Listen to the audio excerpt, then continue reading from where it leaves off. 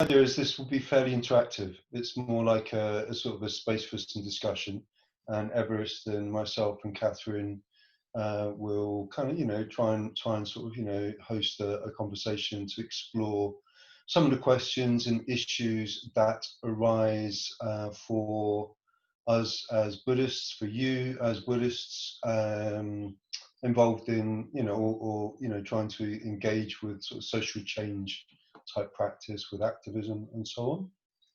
So we'll start by just going around, the three of us, and introducing ourselves, and then we'll kind of, it'd be great to hear from everybody, just very briefly, what your name and where you're based, and then we'll go into, the idea is to then set up 10 minutes of small group discussion. So we'll ask you to go into groups of 3 in a breakout space, and a little bit of time to reflect on what are the questions that are most alive for you at the moment. What kind of issues do you want to explore together in this space over the next it'll be the next hour and 20 minutes, hour and a half. So beginning with a brief introduction. So my name is Guhyapati.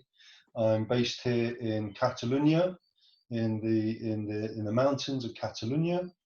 I live in the Eco-Dharma community with Everest and a group of other people, and we work as a collective running the Eco-Dharma Centre and another centre called the Ulex Project. And most of what we do is activist education, with a kind of a root in the Dharma. So most of my days, most of my time is taken up kind of exploring, kind of helping to build capacity within social movements within Europe, across Europe. That's the kind of geographical context that we focus into. So that's me, Guhyapati, Eco-Dharma and Ulex, and I'll hand over to Everest. Thank you. My name is Everest, and I live at Eco-Dharma, as G mentioned.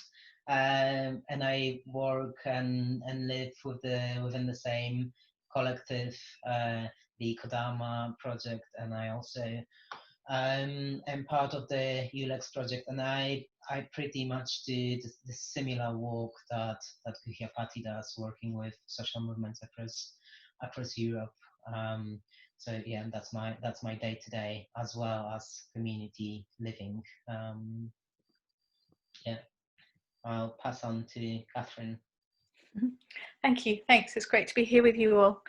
I'm based in Oxford, and I'm working around the UK, mostly in the south and southeast and southwest.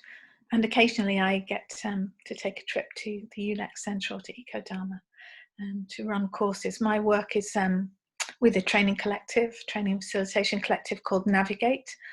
And we offer facilitation and training support to social and environmental justice groups, mostly in the UK.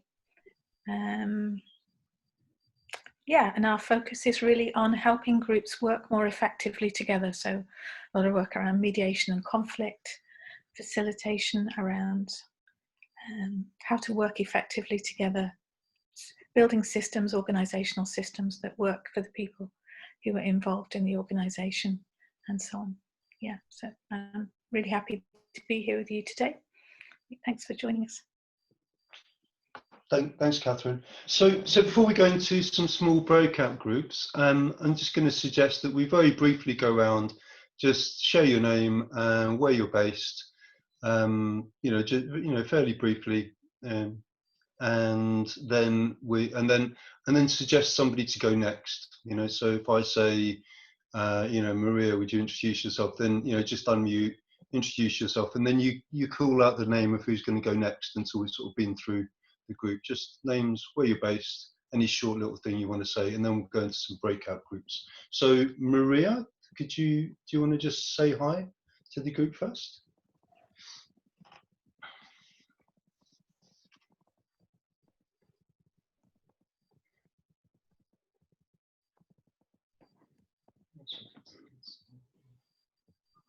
No, I'm not sure if it's just us or everyone else is frozen as well. Oh, there we go. It's like Maria's moving now.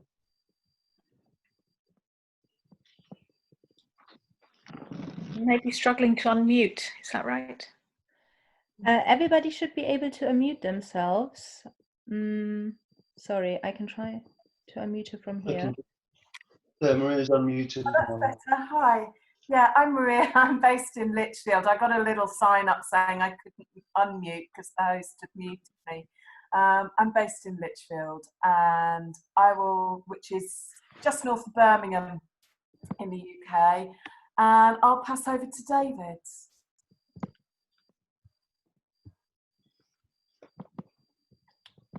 So I'm briefly going to unmute all of you. Okay, so David, you're unmuted now as well. Good morning, all. Yeah, I'm David. I'm from Tenerife in Spain. I'm at the moment in Buddhafield community in Devon. I will give a word to Akasha Devi. Hello. Can you hear me, everybody? Yeah. I'm Akasha Devi. I'm based in West Cornwall in Penzance, and I do a little bit of meditation teaching here and work as a child psychotherapist. Pass on to Kalyanavacha. Hi everybody, I'm based in London, the East End. That's probably enough. Amber. Hi, I'm Amber. I'm based in Cardiff at the minute. Recently moved out of the Buddhafield community where David is. And yeah, I'm the workshop coordinator for this event, so I'm just frantically pushing breakfast into my face. So I do apologise for that. I'll pass over to Emmett.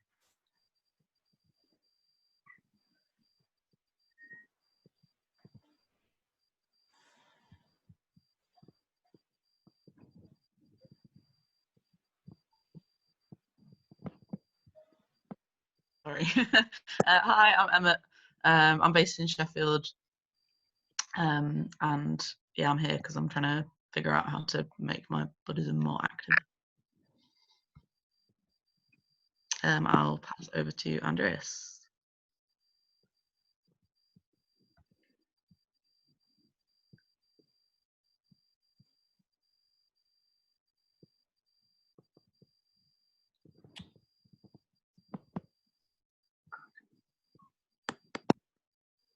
Hi, I'm Andreas. I'm from Lithuania. I'm currently based in Oxford. Yeah. I'll pass it to, I'm not really sure who hasn't talked yet.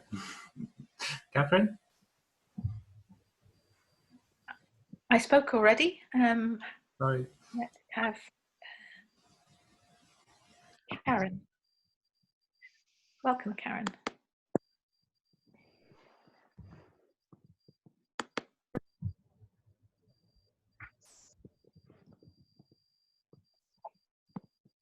Can you hear us, Karen? Oh, hi, I'm driving in a car, so I'm dropping it now. Okay, we're just in a go round introducing ourselves, so you just join. Hear me? Yes. Okay, so hello, I'm driving in a car with my partner. She is dad in the nursing home, but I didn't want to miss a session, so I thought I'd put myself on without video. Hello, everybody. Thank you.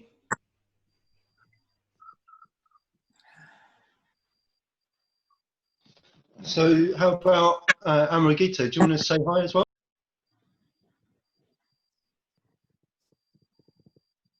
Hi. Hi. I'm just in the middle of cooking. It's been leading meditations and this and that, and I've got stuff to prepare. So, but I just thought I couldn't. I just wanted to have it in the background. But I've been wanting to have a chat with you, Patty, about our next endeavour at Buddhafield, which we're going to be talking about at the 2 p.m. session. It's called our Buddhafield Eco-Sapper project, and we're hoping to kind of liaise with that with you a bit more. So yeah, it'd be great for me to hear more about what you're up to and for us to have a chat sometime. But really glad this is happening, although I can only just have it in the background at the moment.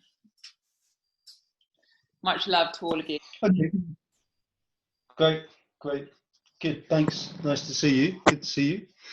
So yeah, so what we suggested was that we'd just take 10 minutes in small groups, because as a discussion, I think it's worth just taking a little bit of time to share in a smaller group. You know, what are the kind of questions that we want to sort of bring into the space. So I think actually you're gonna set up 3 groups of 3 people. Maybe if we can avoid having Amrita cooking and Karen driving in the same group, then it might help the conversation in those groups to flow a bit more. Otherwise, it would be, sorry, I'm a bit preoccupied. So yeah, if we could set up 3 groups, and it's now 10:46. So at let's just less than 10. So at 5 to 11, we'll come back into the space. In about 9 minutes, we'll all come back into the space, hear what you've been talking about, and begin to pose a few questions so that we can engage in discussion around. Okay, so yeah, Kat, would you set the groups up for 9 minutes or so? Yeah, the groups are set up. Just to say, I'm Katja, I'm usually based in London, and I'm involved in Extinction Rebellion. So the groups are set up. Okay, let me just do this.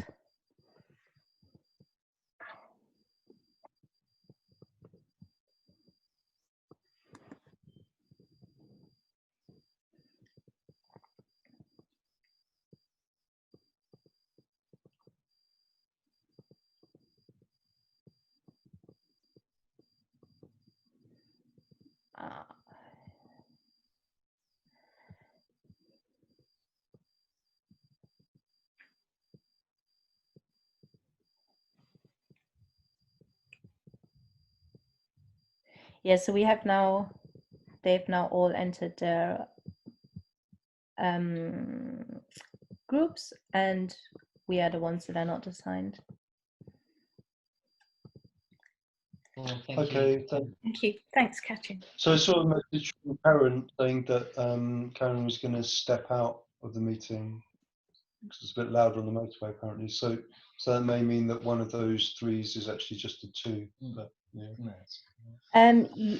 No, I've already reassigned them. So at the moment we've got a group of 3 and a group of 4, I think. Yeah.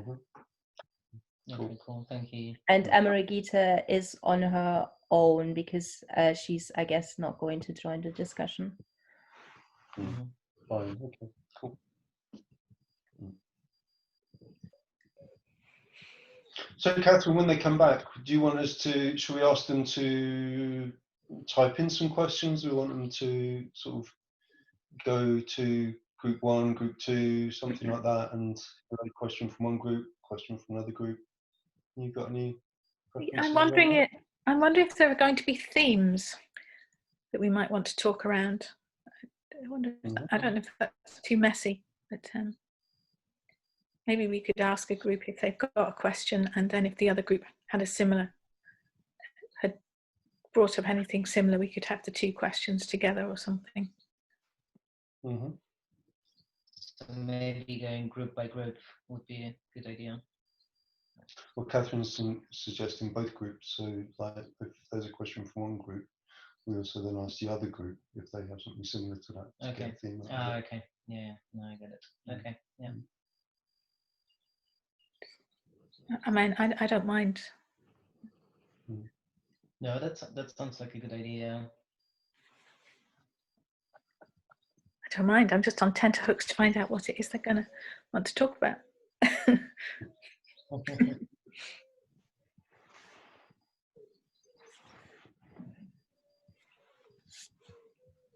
Yeah, I'm glad we're not at Buddhafield this weekend.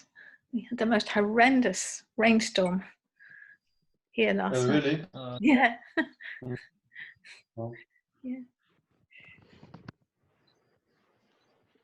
It would have been this weekend, wouldn't it? Is that right? I'm not sure.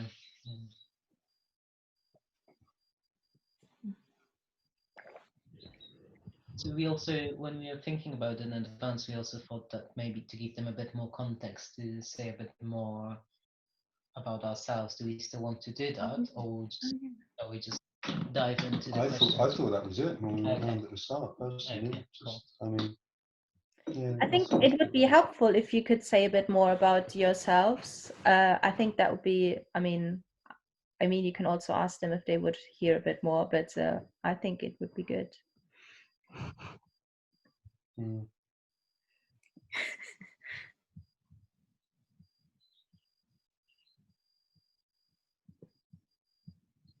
I thought you and Catherine, I personally thought you and I, Catherine, said enough to give a bit of context. I think Everest stays a bit more anonymous because Everest was just doing what I do. It's like, well, a little bit, you know, it's felt a little bit less of like who you are. But I think, you know, Eco-Dharma, a lot of people who would be tuned in know kind of, I think will know who Eco-Dharma are roughly. And I think you're talking about your training work, Catherine, kind of situates you to some extent. But Yeah, when I was thinking about this before, I was thinking a little bit more about a little bit of a history, but I'm also, you know, it feels a bit weird now to go back into our history after we've asked them to go and think about their questions. So maybe we just draw on that as part of our experience when we're speaking. yeah, maybe let's try and put in some background as in the way that we answer the questions. Yeah, let's do that.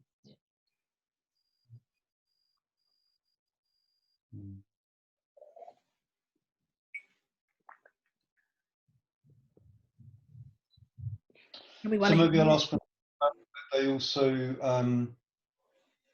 if there are questions they don't want to lose, then they can use the chat as a place just to sort of hang some of the questions.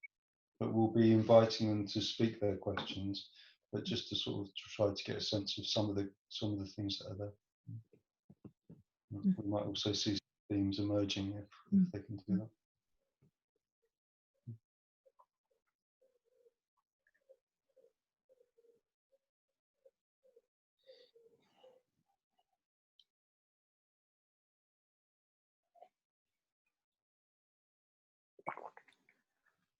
Have you been doing a lot of hosting, Katja? It's my 4th session, I think. So yeah, a few different things, but the rest was more like talks with Q&A. So this is slightly bit different. Yeah. Yeah, we're modeling along as we go.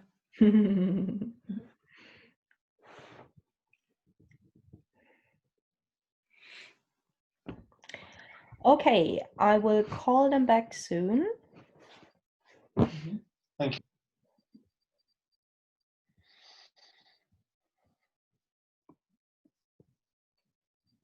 Do they get like a 1-minute warning or something Yes, like that? exactly. So, and somebody has just entered the waiting room. Are you happy for me to let more people in, or would you prefer not to? I'm happy. I would think at this stage, we haven't heard the questions. I think it would be fine for me, and with a small group like this, I think it's probably good. Yeah. Okay. Yeah. Yeah. All right for you, Catherine? Yeah, absolutely. Yeah.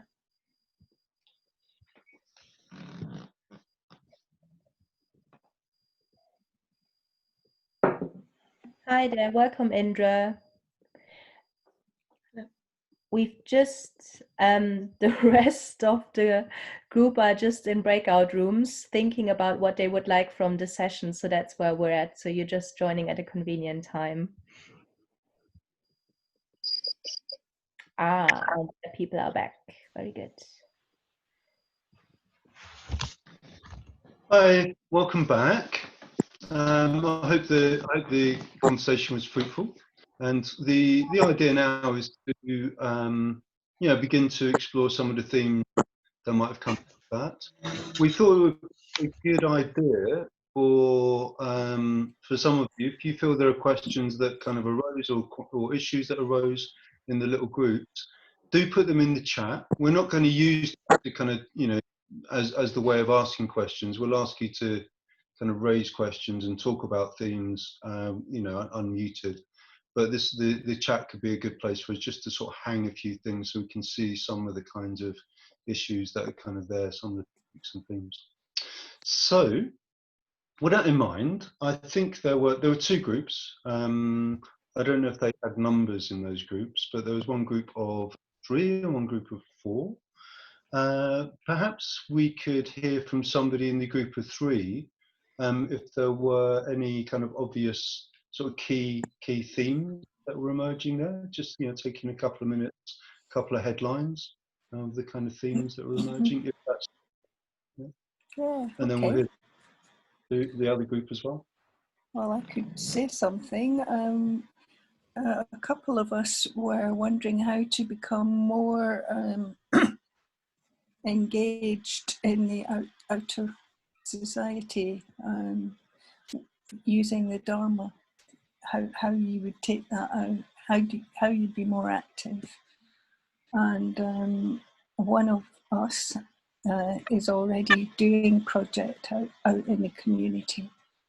So the other issue was how do we make our Buddhist Centre more diverse? The model seems to be putting things on and welcoming people in, but not actually going out into the community. So that's that's an issue. Is that okay? Does that cover what we discussed mostly? I think it does. Who else was in the group with you? David and Emmett. David and Emmett. David and Emmett. Yeah.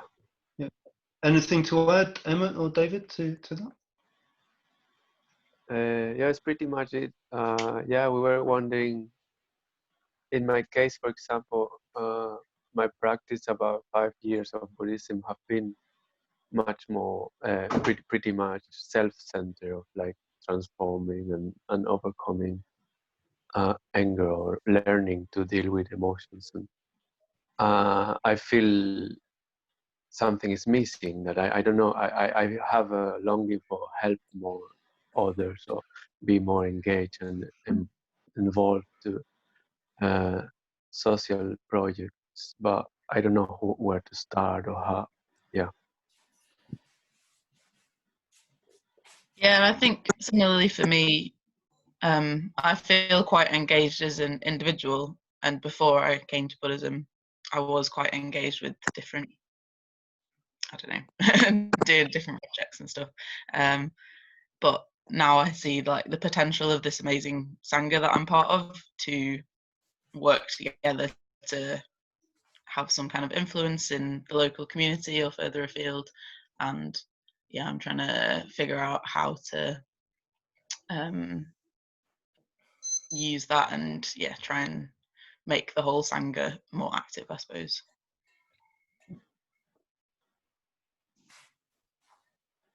Great, thank you.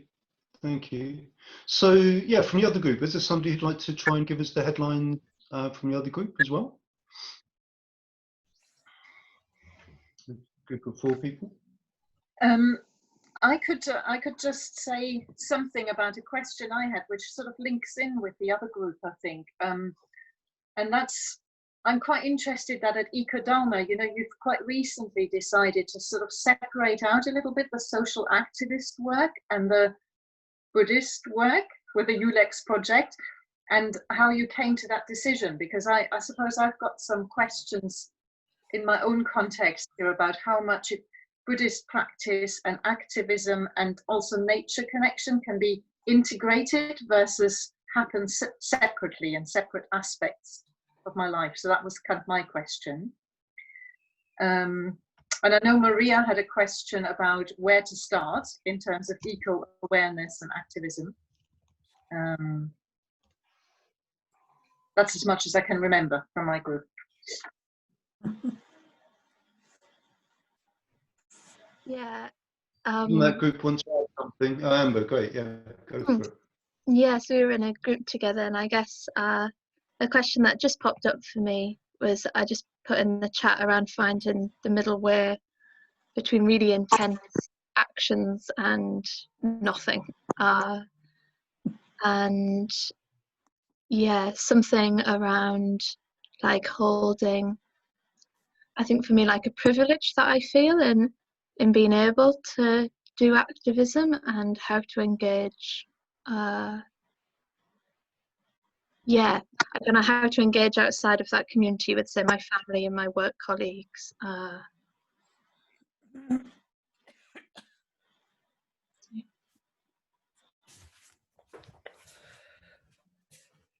Great, thank you. So there was, I mean, I think in that group as well, we have Andreas. Is that right? Yes.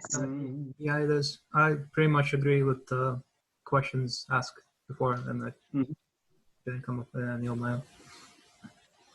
Great. Okay. Well, good. I mean, maybe. Yeah. Sorry, I don't know who's speaking. Indra and Mandy have joined us during the group work. Just wondering if they have anything to add, because they didn't have the chance of the small group discussion. So if you want to say something, you're welcome, or pop your question into the chat box.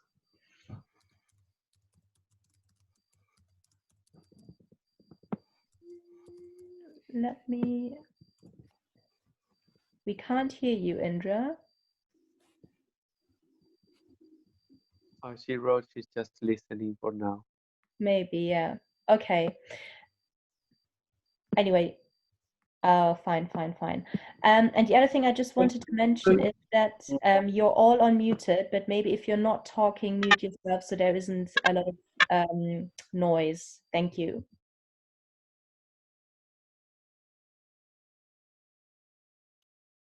Yeah, so I was going to say was maybe just quickly to respond to Kasia Devi, because it's quite a concrete, you know, I suppose a historical example of some of the decision making that we've made around some of these questions.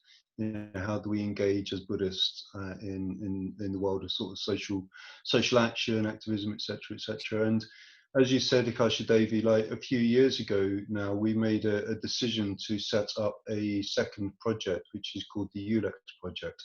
So Eco-Dharma, as a centre running retreats with an explicitly Buddhist kind of framing, combining socially engaged practice, ecological education, nature connection, and Buddhism. Eco-Dharma, you know, running from about 2008, and 3 years ago we decided we wanted to set up a whole new strand called the Ulex Project, and that we would do that so that we could take a lot of the learning, a lot of the stuff that we were doing, and frame that in a completely secular way. You know, we would kind of take, you know, in a way, create a bit of a firewall around Ulex, so that it wasn't perceived as an explicitly Buddhist project. That doesn't mean that, you know, those of us involved do anything to like hide the fact that we have these personal interests, but we definitely don't frame it as a Buddhist project. I mean, you might find interesting to know that on a Ulex training, we will often, almost always, but certainly often have meditation as an opportunity for people in the mornings. We'll very often kind of build in periods of silence into our trainings. So the Ulex trainings, they definitely have a kind of reflective, contemplative sort of dimension to them, which may be different to a lot of other kind of classic activist train type stuff. And a lot of what we do with Ulex as well is quite informed by Dharma type perspectives. So there's a lot of emphasis on a holistic approach to, you know, working with the psychological, the sort of personal dimensions, working with emotional literacy, working with kind of ethical qualities of the relationship within our groups. So that, you know, there's quite a lot there that sort of comes out of the Dharma. And But we never talk about the Dharma. We don't use Buddhist language. We don't talk about metta. We don't talk about Buddhist, the Bodhisattva ideal or anything like that, right? And we did that because we were finding that with Eco-Dharma, there were quite a lot of people who were not Buddhists, who were involved in activism, who were willing to come to trainings here with an open mind in relationship to the fact that, oh, they're Buddhists and they're doing this Buddhist thing, but that's okay. You know, Buddhists are quite open-minded. They're not going to be evangelical. They're not going to expect us to conform to, you know, their belief system or something. Let's go and kind of, you know, see what we can learn from them. But it was some people who were willing to do that. And actually there was a much larger group of people who weren't going to be interested, who were going to be turned off by the fact that we had this kind of religious kind of background. And especially organizations. You know, we wanted to scale up our work so that we could engage with NGOs, campaign groups, larger kind of, you know, activist networks across Europe.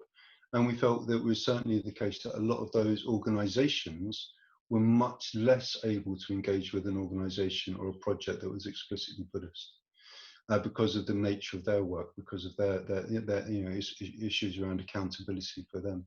So we set the Ulex up, and it was a really good decision. I mean, in a couple of years, we found ourselves now working, collaborating with some really significant networks and organizations across Europe. And like, you know, from Greece to Poland to Sweden to Portugal to it, and it's like all across, I mean, you know, all across Europe, and dozens of organizations that we work with over long periods of time to help them to develop their capacity. So it was a really good call, really good decision. And it really feels like in our training work, we're not losing anything of what we were able to share with activists as Eco-Dharma. I mean, we're losing nothing. If anything, we're gaining quite a lot in a kind of a flexibility around language and around framing that helps us to bring really important principles that we have kind of lived ourselves and we see as really important, but bring those into dialogue with other perspectives in a much more engaging and inclusive way. However, we still run the Eco-Dharma Centre because we think there is a place for doing really explicitly Buddhist work. So I love it when I get a chance to do an explicitly like engaged Buddhist event or training or a retreat, and I can talk about, you know, the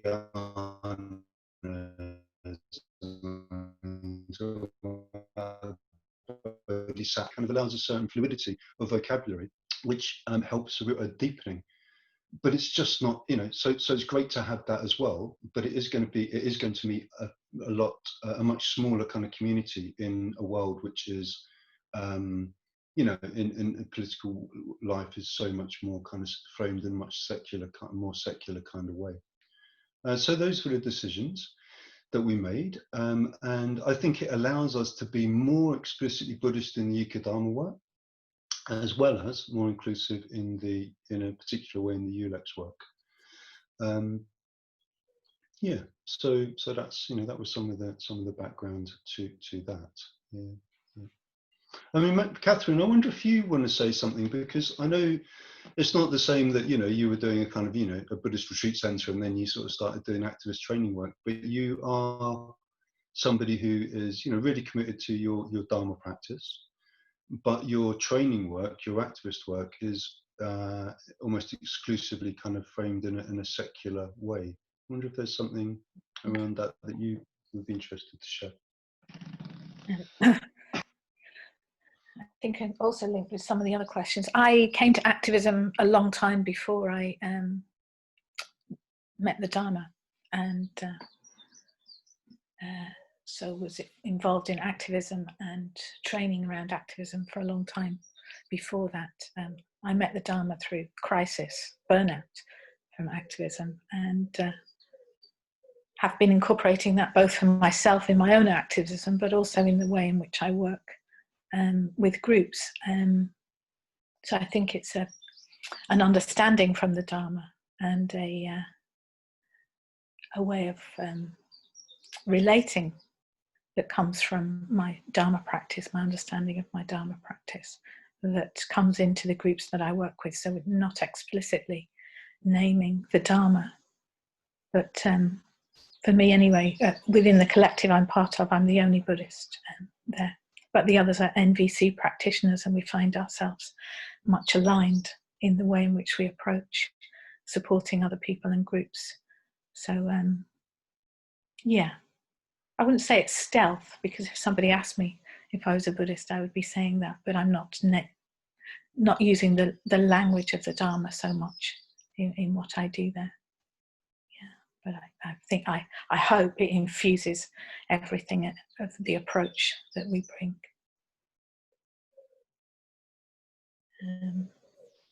And I think for a similar reason to G, that that's not everybody is comfortable with that, although that seems to be more so now than when I first started out as an activist, where people were not interested, or the people that I knew who were involved in direct action activism were not interested in a spiritual approach to their practice. But I'd say more and more, particularly with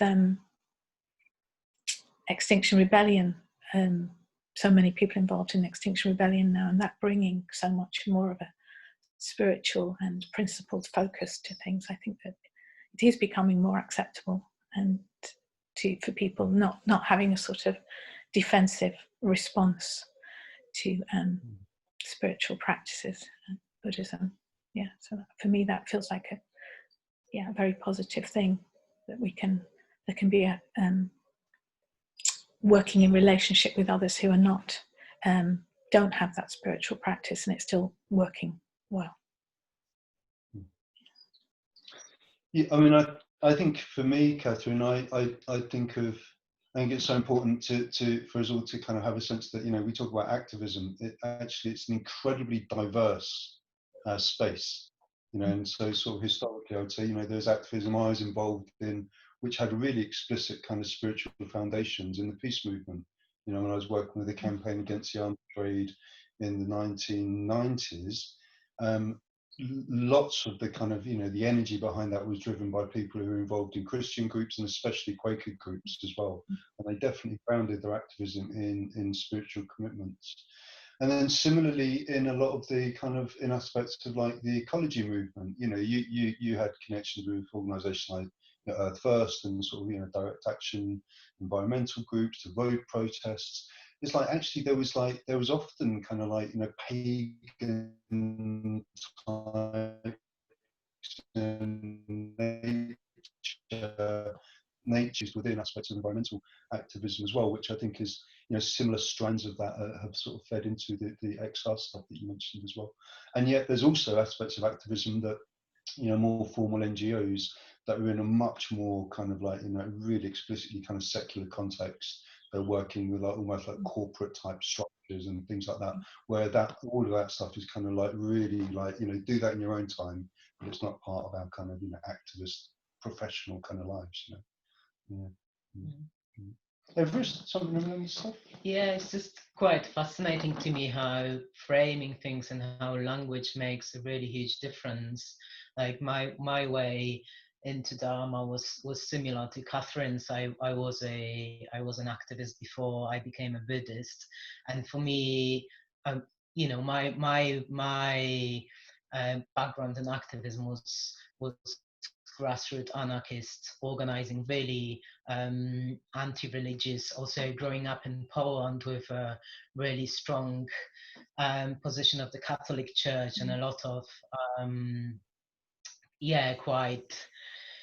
quite damaging elements around Christian upbringing that felt like were damaging to myself and to other people I would organize with. So there was like a really strong feeling of like, oh, we don't want to have anything to do with religion. So, and I remember myself like arriving in Eco-Dharma on my first training 8 or 9 years ago, and and sitting through my first meditation class, and then just being like, you know, Guhyapati, I don't think that's for me. Like, I go for a run if I want to like be connected with my body. So I do remember like this feeling of being alienated by a certain use of language, or certain distrust coming from like, oh, I'm not sure if like if that's for me. I'm not sure if that's not something, some sense of distrust coming from like from this background, from upbringing, from different experiences with religious contexts. So yeah, it's really fascinating, like how we really need to reflect how we frame things, what language do we use. But on the other hand, also like when I facilitate on the trainings, when I offer meditation classes, I'm explicit about my lineage. Like I don't want to hide the fact that I am a Dharma practitioner, but it makes the difference when there is already a relationship established, where there is a group of people and there's already a trust established, and they see me as a person, and they can see my Dharma practice as a part of my identity alongside different other identities, and I think that makes a huge difference. So Kasha Devi, that all sort of came out of your inquiry. Do you want to share anything else around that, or any reflections that come up listening to some of those responses? It's hearing from a few people around that, because I suppose it's interesting, because I think it was about 3 or 4 years ago that I came to Eco-Dharma, and it was before you had separated out, and I think I came on one of your social activist trainings just because I was really interested in what you were doing. So I came as a participant, and what I was really interested in there, that was a secular course I came on, but a lot of the young activists who'd come from all over Europe on that particular training were very interested. You know, they'd noticed little Buddha, it wasn't explicitly said that it was Buddhist, but they noticed little Buddha statues. Some of us were doing meditations out in the woods, and there were some people really asking, oh, what is this and why? You know, and they were actually really interested. So I was wondering if it ever is an issue as well, that you might, I suppose, a little bit deprive people of the experience of that, because it taps into more the imagination rather than the rational mind, you know. And maybe sometimes with a very secular activist groups, what I found is it's very rational mind based, and that contributes to the burnout, and to bring some imagination and sort of that different right brain stuff in can really help. Yeah, no, I totally agree. I mean, I think at a practical level, it's like, well, we do still have the Eco-Dharma stuff going on, and we do still, you know, as sort of more explicitly Buddhist framed kind of trainings that people can come on. And the Ulex stuff, we're not hiding it. I mean, we don't have Buddha figures around. We don't have, you know, but we do meditation. We do body work. But also, you know what you're saying, what you're talking about there in terms of like, you know, the rationalist kind of tendency in activism. There are lots of other ways to problematize that and to complement that. You know, it's like, you know, as activists, there's language around like, you know, feminist critique of, you know, enlightenment, the Western Enlightenment kind of tradition, and the sort of the negation of body, the negation of heart, the negation of feeling, the kind of, you know, making the sort of emotional labor or care and community kind of secondary activities over economic productivity. There's a lot already within kind of activist vocabulary that can help to do that. You know, more and more interest in somatic practice, you know, as activists recognize, wow, actually, you know, my experience of oppression, my challenges as an activist, they manifest in sort of, you know, traumatic kind of holding in the body that gets in the way of my relate, you know. So there are so many ways into that which don't need us to necessarily move to a Dharma framing as well, that can give an easier way in. But I also agree, it's like, I love it when people say, you know, can we go for a walk and tell me what about this sort of bodhisattva or this Buddhism thing? Or, I mean, great, you know, it's like, why not? You know, that's lovely as well. So yeah, it's not like we're trying to push that away, but yeah. I mean, I'm in West Cornwall, you know, and I've been a little bit involved with Extinction Rebellion, and I'm quite interested with they bringing in things like the Red Brigades, you know, and the like really evocative kind of some of the actions that have been sort of very, actually also body-based and evocative, have been the most effective. There's been these Red Brigades walking into the sea and the sea rising around them, and people, you know, and that's sometimes been sort of so effective in all sorts of ways, you know, although it wasn't sort of based on words and information and that kind of awareness raising. Anyway, so I'm quite interested in that. Yeah. So I'm wondering whether, Emmett, whether you, if this kind of connects in a bit with some of your sort of inquiry as well, because it seemed to me that you were talking about having had quite a lot, you know, experience in your life where you as involved in social change, activist type work. And then there's this question about, are there ways of doing that as a Sangha? Are there ways of doing that in a way that's more coming more explicitly out of sort of the Buddhist communities that you're kind of, you know, becoming more embedded in? I mean, is there anything, you got any more reflections around that you could share with us?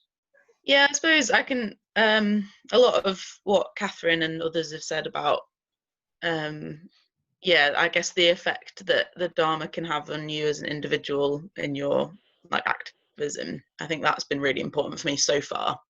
And I'm kind of looking, I don't know if the next step is the right word, but yeah, kind of looking like, well, now that I feel more like prepared, I suppose, in myself, can I take that further with my Sangha members? Because there's a lot, like, especially I'm quite involved in Sheffield. We have a fantastic like young people Sangha under 35s group, and everyone's really engaged, and yeah, they're just great. And we've been having quite a lot of talk about like, well, what could we do to take this outside into the city, into the wider community more?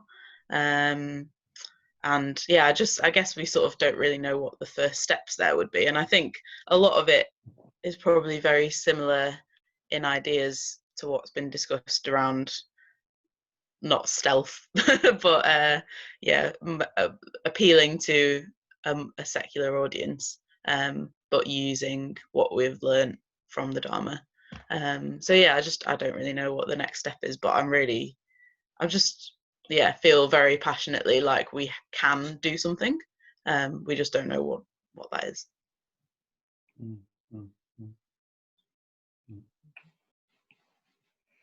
I mean, that seemed to be a theme that came up for a few people. I mean, I went, David, it sounded like that was also something in your experience of it, a sense of like, there's something here, but, you know, there's also something missing in terms of like how, you know, the bridging from your sort of Dharma life into a kind of a more socially engaged or kind of community engagement type practice, other people. I wonder. Everest, Catherine, thoughts on this?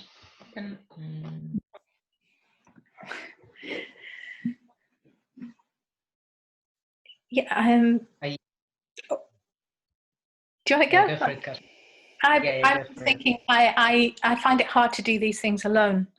So my first instinct would be to find some like-minded people, even if it's just a small group of people within your community, within your Sangha, who are interested in the same thing, and work out together what it is that you want to do in terms of whether that's some kind of service or some more related to activism or campaigning. Seeing if they're then inviting others within your Sangha to see if they want to be part of that. There are many. Extinction Rebellion has, for example, has many affinity groups that are groups of meditators across different traditions. There's also an organisation called Dance, which is about climate activism for meditators, so that the actions that they do engage with meditation as well as being part of a wider environmental and social environmental justice movement. So there's that kind of thing, to be connected with others in that way who are meditators as well.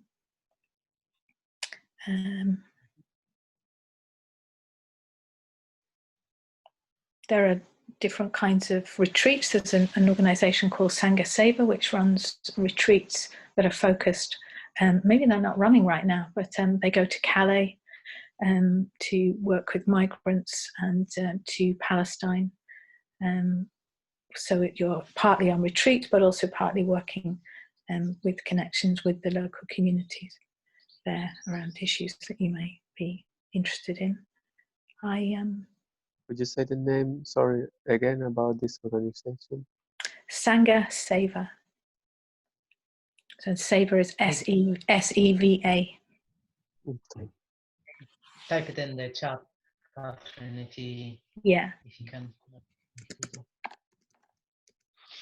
Yeah, I think it's a really difficult place to be. I think, like, okay, so where do I start? How do I start? What do I do? And I guess for me, just like looking back, the quite an important moment in that is like actually getting in touch of like, okay, what do I have to offer? What are my skills? What are my gifts? What I can offer out in the world, and go into action with that. Because yeah, it's kind of, I think it's easy to fall into like just responding to needs, but I think like stepping into activism in this like integrated way of like this is my gift and this is what I can offer makes our actions just more efficient and joyous and actually more beneficial for others.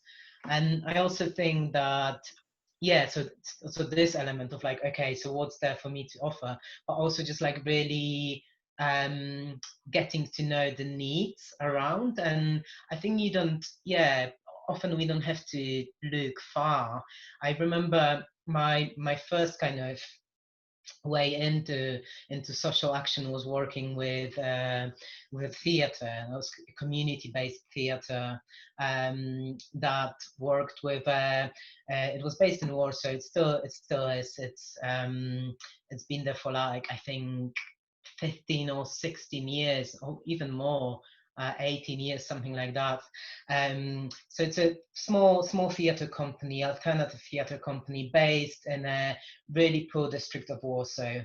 And Warsaw is divided by a river, and the center of Warsaw is on one side of the river, and then there is this neighborhood that's like on the other side of the river.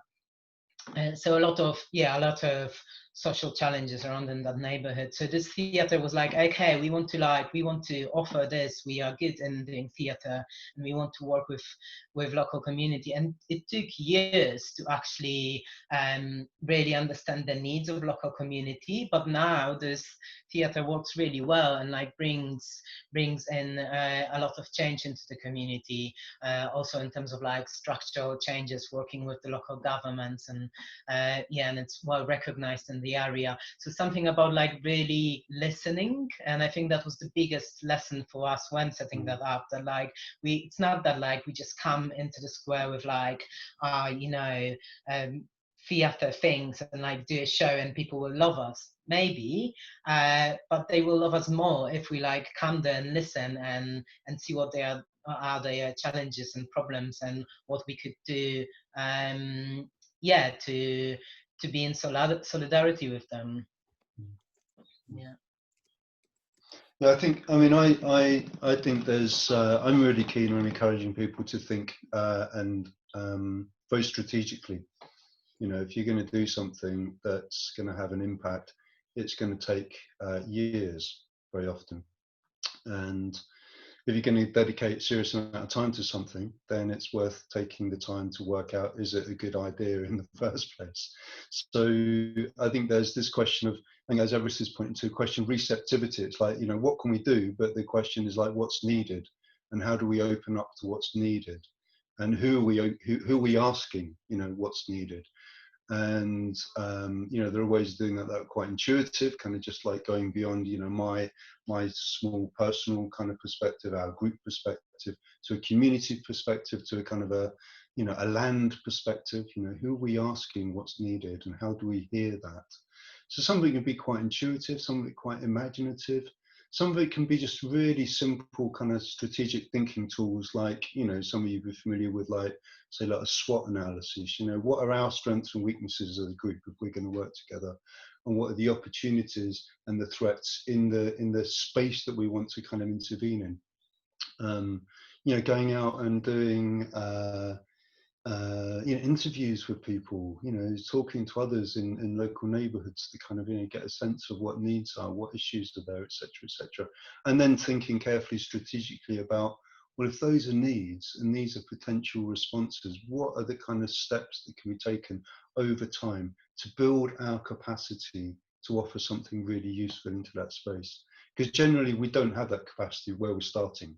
You know, actually the intervention includes the building of our capacity in order to respond. So the engagement has to be a kind of include that sort of developmental capacity building dimension to it.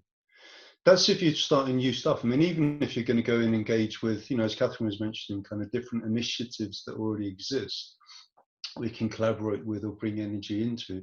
I still think it's worth sort of doing a bit of strategic thinking about which of those feels most kind of useful, you know, which feels most valuable, where is a really good investment of time. So yeah, not rushing in, I think is really important. And then I think, Emma, the other thing that came to my mind around this was like, what we're offering. It's like sometimes if we see, you know, what our strengths are and what the needs are, it might be that some of our strengths really are sort of very explicitly Dharma based. So for us, when we started doing sustainable activism training, it was really clear that the reflective, the emotional awareness, you know, a lot of qualities that were brought from the Dharma would be really helpful in that sort of context around activist sustainability. But I think in communities there might be other needs that have nothing to do with that, you know, kind of like, I don't know, I mean, what, you know, some kind of networking around, you know, food bank type initiatives that are less kind of about provision and much more about sort of mutual empowerment of communities or something, you know, which, you know, needn't have any kind of explicit sort of Dharma kind of qualities in it. But the way that you do that, you know, if you found this group, these people with affinity, these like-minded people Catherine's talking about, the way you do that will still communicate something of the Dharma. You know, I think that the way we work together, Everest and I and other trainers and other people in our community, the way that we do the Ulex project, even though it's not explicitly Dharmic, there's a quality of interaction, a culture of care, an approach in the way that we work that communicates so much about the kind of principles that we're trying to live our lives by, that I think is really important as well. This idea of, we talk about, you know, prefigurative kind of activism, where we try to embody our values in the ways that we do things. And I think often that speaks a lot more loudly than, you know, the explicit kind of Dharma framing too. Okay. I mean, if anybody wants to chip in, please do just unmute yourself and sort of dive in. But I'm going to just review some of the things that were said at the beginning and see what else we might want to come on to. I mean, I just wanted to say something about. Please do, yeah. The kind of, well, people have kind of alluded to it, but more explicitly, the importance of relationship. You know, that whatever you do, that you're, you know, even if it's one other person, or that you're doing it in explicitly connecting sort of, you know, as people first, that the importance of relationship. And there's sort of all these different sort of things that you can do. I know that Buddhism, I mean, Buddhafield initially, you know, used to go to sort of big activist camps, places, you know, where there was, you know, anti-fracking or kind of road, you know, a couple of people that's still involved now came on board through, you know, outreach basically, and the willingness to talk to people, listen, but kind of that sort of, it has to be relational, has to, as Guhyapati used the word solidarity, it has to be a willingness to engage and get to know people, whether that is, you know, going someone. And I definitely think that Triratna, you know, in a sense, it's great to make the Buddhist centres look at what can we do to be more inclusive and welcoming. And I think that is important, but I think that what's really also going to make more different kinds of people come is if people do go out to different places, like offer meditation in retreat centres, or in community centres, or just offering something in a different place, and then out of your relationship with people, they're seeing who you are and what you do, and then think, oh, pick someone like her who I like and I get on with goes there, then I may be willing to go there. So I think there's this whole kind of the ways that things kind of knock against each other, but one of the primary things is who you are as a person and your willingness to be, to be friendly, to be in relationship with other people, and whether you choose to do outreach or whether, like there's a Buddha field kind of XR group that, sometimes, when there's XR stuff happening, they kind of do it together. There's a Buddhist XR group, so it's a question of, for me, the primary thing is, how can you get more into relationship with people? Because once you're in a relationship with people, then, there is a sense of, oh, there is something perhaps that I could learn from you and something that you're learning from me. So we're in this kind of dance together, and that can lead anywhere. It may lead into the Buddhist Centre, it may lead somewhere else, but that for me is quite an important thread.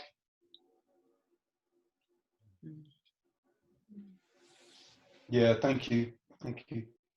Yeah.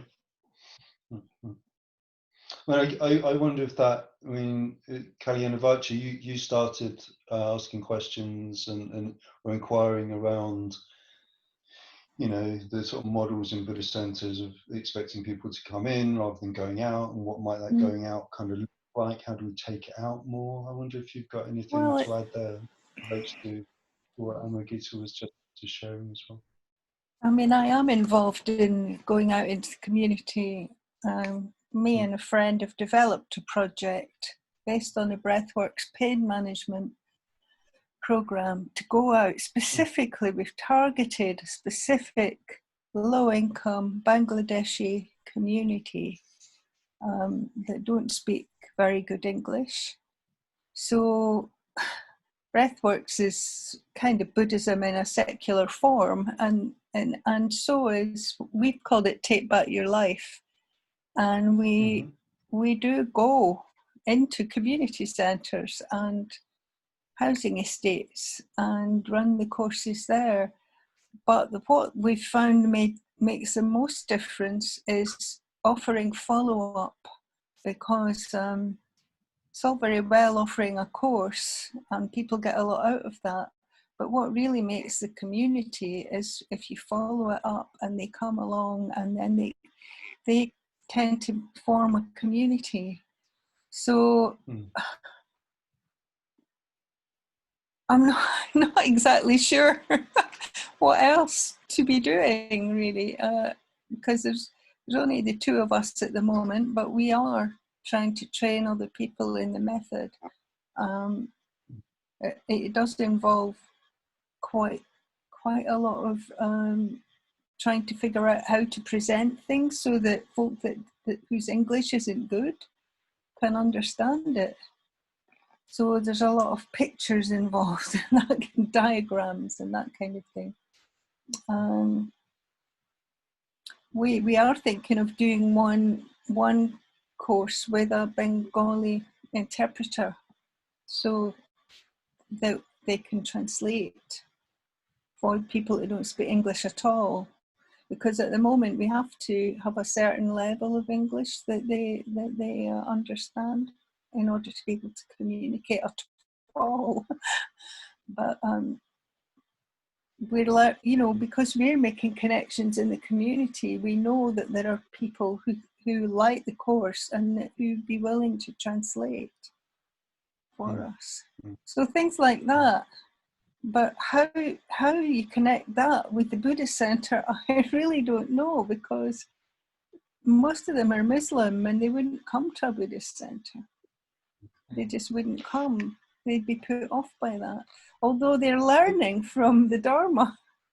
You know, none of them had done any meditation. So it's interesting. They've all got beginner's mind and they think this is wonderful, and how come they haven't heard of it before? And you know what I mean? It's like, but if we'd gone there as Buddhists, it wouldn't have worked. They know we're Buddhists, but some years ago, Guhyapati, I did a tour of a number of different Buddhist centres in the UK as Eco-Dharma to explore these questions about how can Buddhist centres be more engaged. Yeah, you came to our centre. Yeah, and we did. In the centre, we did an exercise, right? It was we called it a spectrum line, where we across the room, we asked people to stand at a point, 1 to 10, in terms of how socially engaged they felt their Buddhist centre was. And at one end was like 0, not at all, 10, really, really engaged. And most people, the average across all the different centres we went to on that first kind of like spectrum was about 3, not very engaged at all. Right? And then we did an exercise which was like big sheets of paper, and pens, and had people in small groups brainstorm the different ways that the centre, the activity of the centre was supporting people doing different socially engaged work. And they brainstormed hundreds of things, like the way that it supported so and so in their work as a in their healthcare work, in the way that there was this course at the university, or there was somebody in the Sangha teaching meditation in prisons. There was all kinds of things, the kind of stuff you're talking about as well. Once they'd reflected about that, then we did the same question: how what kind of how socially engaged in a way is your Sangha? And people would normally be about 7 or 8, because they started realizing that actually that are often kind of like, the link is often somehow informal, right? So and you doing that work, there's a connection back to the Buddhist Centre, right? It's just not a formal link. And in a sense, the informal links and the informal sort of lines of influence are just as important, and sometimes more appropriate and more important than the formal ones. And sometimes it's a case of sort of recognizing those influences, that it's not the Buddhist Centre going into that space. And thankfully it's not, because as a Buddhist Centre, maybe they wouldn't reach into the same communities that as not the Buddhist Centre you're able to. And yet you doing that still depends on, in a way, your Sangha and your experience and the support and resources of that centre over the years. Do you know what I mean? So I think there are questions about formal and informal kind of influence that we're having as a Sangha. Oh, that's helpful, because sometimes I do despair, because we are a big centre. The LBC is a big centre, and I'm still sure we could do more to get out there. I know a lot of us are out there, but we're not out there explicitly as Dharma practitioners. So I don't know if that makes a difference. Maybe it doesn't matter. But I think it's worth sort of bearing in mind that there are so many different kinds of contribution to social change and healthy community. Right? So many different contributions. If you're working as if you're nursing in a hospital, you're not walking around thinking to yourself, oh, I should be at a food bank on the weekend, or oh, I should be teaching meditation to people because they also need to learn to deal with stress. It's like you're making a contribution, right? And often that's the case. It's like the Buddhist Centre doesn't have to do everything. As a Sangha, we offer all sorts of diverse contributions. I think a kind of a framing that recognises the link between what centres are offering and these kind of social change issues is really important. I think kind of critiques of individualistic interpretations of Dharma, meditation are really important. But it's not like everyone has to do everything. It's there are different roles. I think that's okay too. Personally. Catherine, Everest, anyone else? I mean, please sort of chip in. Yeah, thank you, Guhyapati. I really appreciate what you're doing, and I'm glad to hear about it. I guess for me, it's not so much about shoring up the institutions that exist, like Buddhist centers or the Dharma. You know, it's more like, how do we build community and relationships with people, whoever they are, wherever they are, and those who are around us in the neighborhoods, you know, like East London where you live, then it makes perfect sense to be connecting with those people in a way where I am imagining you bringing yourself and your Dharma practice to what you do, and also relating to people without saying to them, come, be part of this thing, just be in relationship. And I really think that that's what's needed, rebuilding our communities and the relationships that are fractured, really. And I really love things like the mutual aid networks that have started as a way of, initially they've started as a way of, you know, supporting people through the lockdown, but many mutual aid groups are now thinking more broadly and thinking, how do we build community connections longer term that goes beyond doing people's shopping or collecting their prescriptions, but actually how do we build community again? And that I find really exciting. Yeah, it's a good result from the lockdown. Yeah.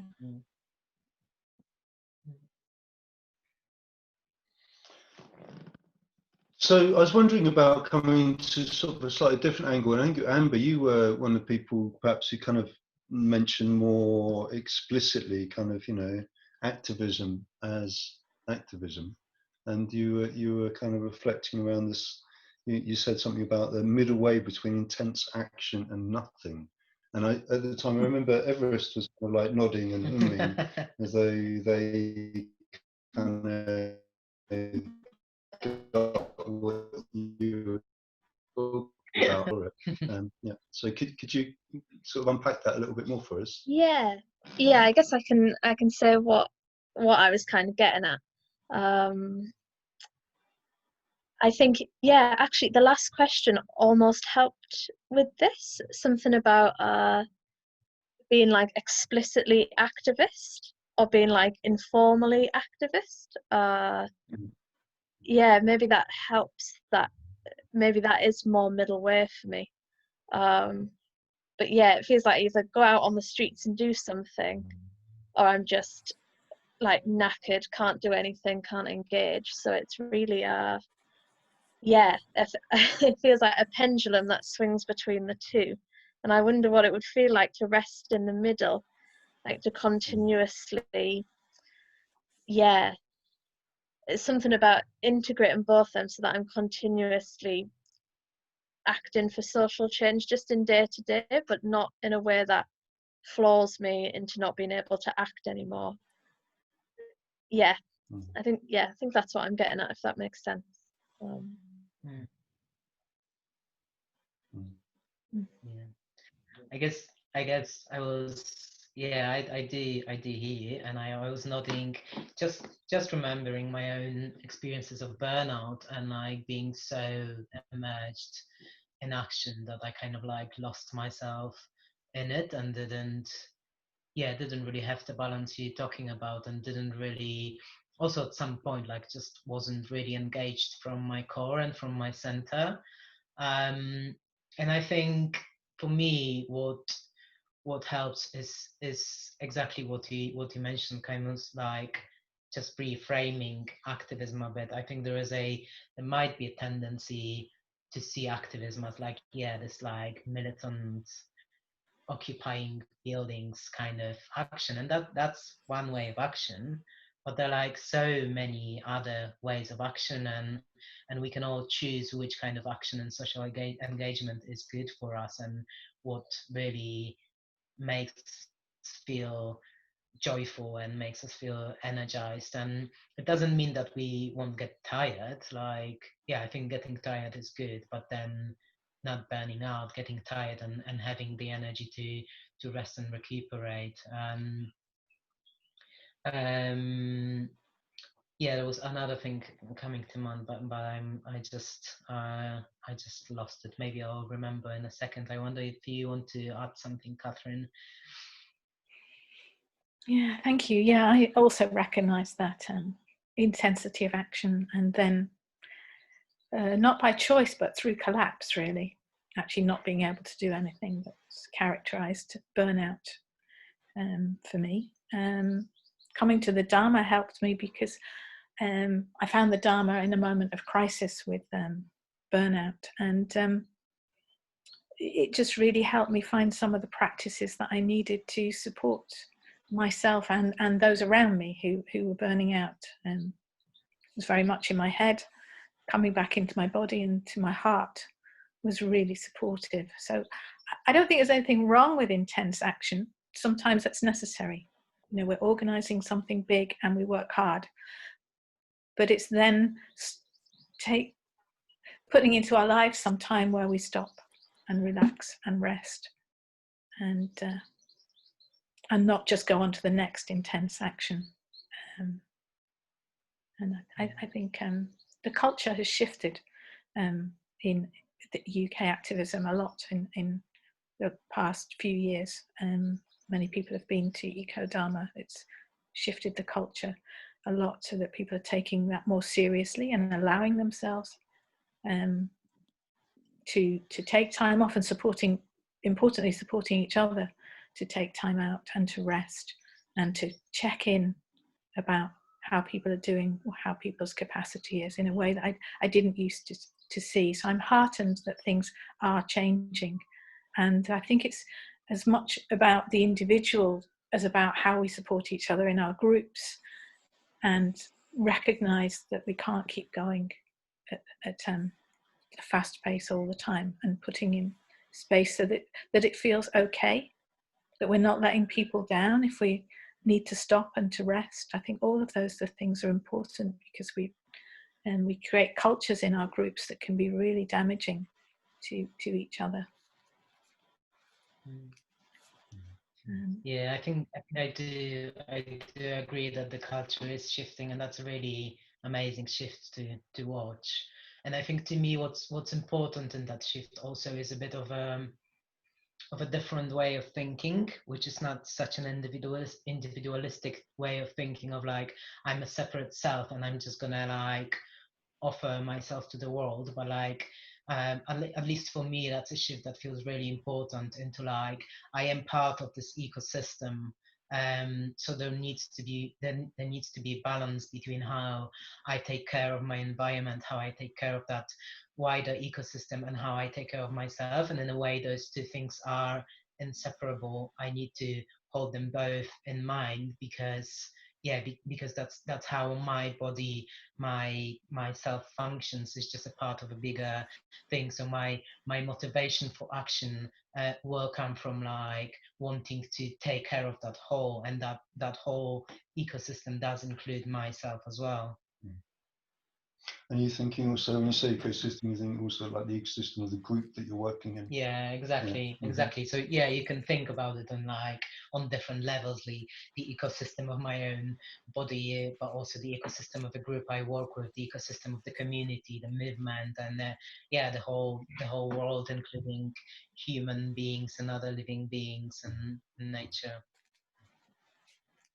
We work a lot, Amber, with this idea of like the principle of balancing action and reflection, and I think we'll often find that people who come as activists, they've got more of a propensity towards action and reflection, and there's a case of like what supports the right balance. And it's not like it's a case of being in the middle. I think there are different phases, you know, like Catherine was saying, there are times where the propensity to action is something we really need to go with, and then we create phases where we step back and reflect and sort of learn and learn to adapt and so on.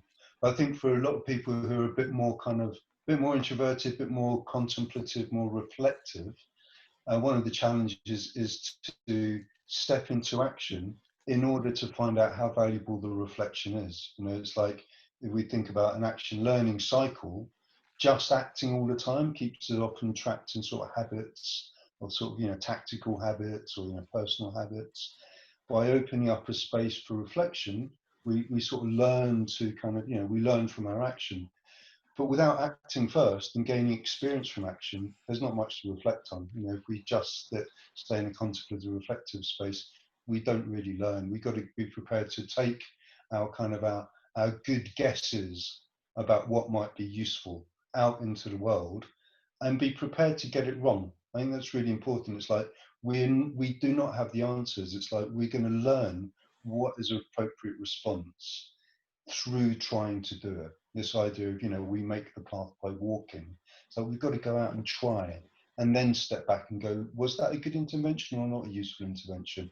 How could we adapt and adjust that and make it better? But it's like getting that balance between action and reflection is really important. Recognizing our individual propensity, our group or community propensity, and finding ways that we can, adjust the balance appropriately for the moment that we're in, the moment in our life, the moment in our group, and it will be different at different phases in our life, different moments in our year, etc., etc.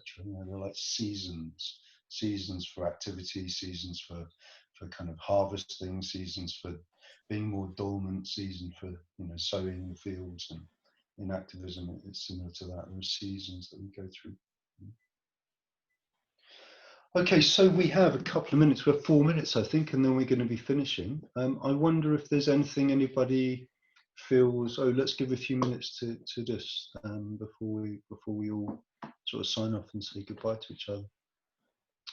Anything we're missing? Anything you'd really like to share, engage with?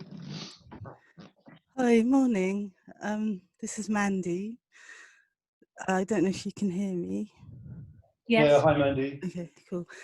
So sorry for joining late. I overslept. Really interested in this discussion, and I won't say why, but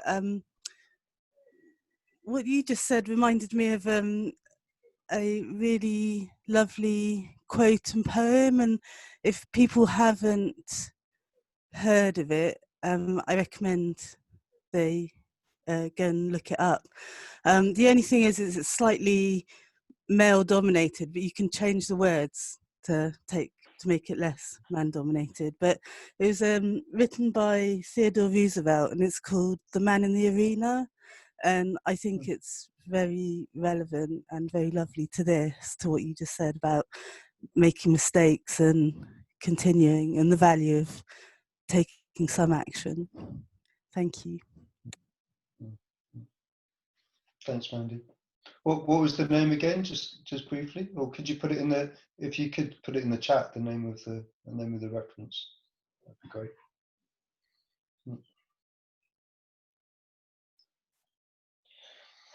Okay, so with 2 minutes to go, let's not dive into something else, right? I mean, let's be sort of honor the boundaries around the time we were meeting. People may have other things they need to be doing, etc., etc.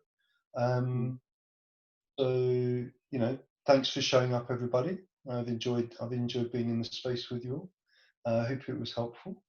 A really quick 2-word goodbye sort of thing, everyone. Yeah, thank you everyone. It's great to engage with the questions, and really, it just feels like my head is full of ideas now, and quite a lot of food for thought. So thank you for that. I feel nicely stimulated by that. Yeah, thanks, and thanks for getting up on a Sunday morning to come to this. I really enjoyed it, and it's opened up lots of thoughts in my mind, and there is much more to think about around this, and having more questions than answers is not a bad thing. So I'm appreciating you all being here today, bringing your thoughts and questions. Thank you.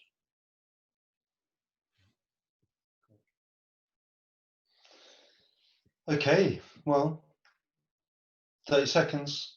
So thanks for showing up, everybody. Thank you. Thank you so much, everybody. And that Butterfield is wanting to build these conversations and develop this conversation between sort of activists and Buddhism, and how we kind of keep resourcing that more and more effectively. So we're in the conversation. Great. We're Great. yeah, looking to develop that more. Excellent. Good. Yeah. Good. Well, let's all be in touch around this kind of stuff. Nice. Thank you. Thanks for hosting, Katja, as well. Thank you so much. Oh, hang on a minute.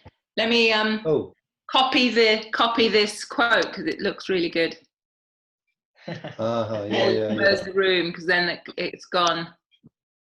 That's right. You lose the chat, don't you? Yeah. If you're not quick. Yeah. Cool. Copy. Have you got it? Yeah, got it. You got it? Great. Okay. Thank Thanks, you. everybody. Bye, everybody. Have a nice day, Bye. everybody. Thanks. Mhm.